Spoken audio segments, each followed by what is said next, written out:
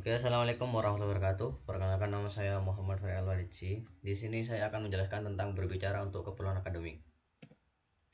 Yang pertama yaitu pengertian berbicara. Berbicara adalah salah satu kemampuan berkomunikasi dengan orang lain melalui media bahasa. Keterampilan bahasa bersifat produktif. Dan yang kedua, konsep berbicara untuk keperluan akademik.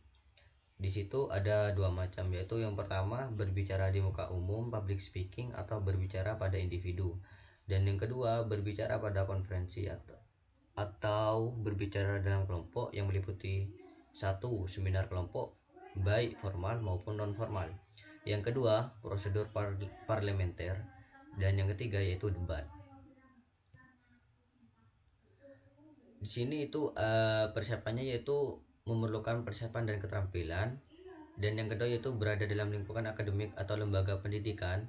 Yang ketiga yaitu pembicaraan dilandaskan pada ilmu pengetahuan atau hal-hal yang bersifat ilmiah. Dan yang keempat, corak bahasa yang digunakan harus bersifat reproduktif, impersonal, dan baku. Nah, di situ apa sih yang dimaksud reproduktif, impersonal, dan baku? Reproduktif artinya penerima pesan harus menerima pesan yang benar-benar sama dengan yang dimaksud oleh pembicara. Terus impersonal yaitu kata ganti perorangan harus dihilangkan dan diganti dengan kata ganti yang universal. Dan yang ketiga, baku yaitu baik dalam struktur kalimat, kosakata maupun pelafalan bahasa karena dalam situasi resmi.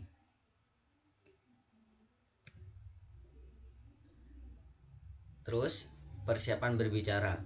Yang pertama, kita harus meneliti masalah. Satu, menentukan maksud. Kita itu semisal apa sih yang mau kita bicarain gitu. Dan yang kedua, menganalisis pendengar dan situasi. Nah, di situ kita harus mencari tahu dalam kita ini sedang ada di posisi mana dan tepatnya itu kayak mana gitu. Dan yang ketiga yaitu memilih dan menyempitkan topik. Maksudnya yaitu kita jangan terlalu banyak berbicara. Kita anggaplah kayak meringkas atau merangkum dalam suatu pembicaraan itu. Yang nomor dua yaitu menyusun uraian. Yang pertama itu mengumpulkan bahan, yang kedua membuat kerangka uraian, dan yang ketiga menguraikan secara detail. Yaitu kita kayak harus mengkonsep apa yang mau kita bicarain ini.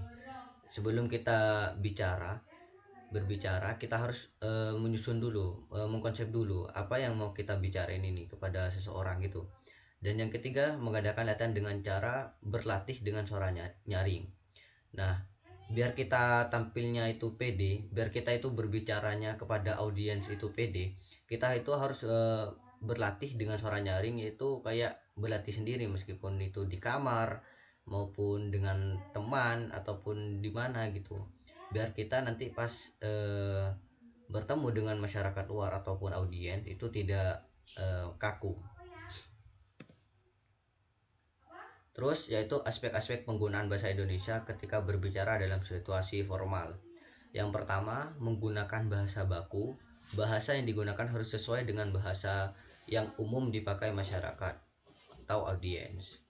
Yang kedua, menggunakan bahasa yang sesuai dengan tingkat pendidikan dan kemampuan audiens. Yang ketiga, menggunakan bahasa yang tidak menyinggung perasaan pendengar atau audiens.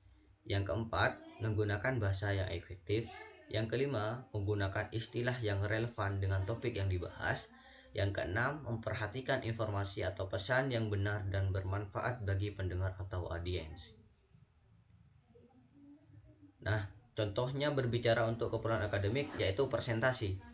Kenapa sih presentasi? Yang pertama, digunakan untuk menyampaikan pesan, ide, atau informasi kepada audiens. Yang kedua, dapat dilakukan dengan bantuan visual atau alat bantu lainnya, seperti kayak kita tampilin di Word ataupun di PowerPoint gitu, kita tampilin di proyektor. Yang ketiga yaitu materi harus sederhana, jelas, serta ringkas. Nah, itu kita jangan sampai bertele-tele apa kayak menjelaskan ini itu. Nah, kita itu harus semisal apa pokok pembahasan yang kita bicarakan ini. Misal kayak berbicara untuk keperluan akademik itu cuma pokok-pokok pembahasannya aja, jangan sampai terlalu banyak biar audiens itu tidak bosan gitu. Nah, itu yang cukup dapat yang saya sampaikan, kurang lebihnya mohon maaf. Wassalamualaikum warahmatullahi wabarakatuh.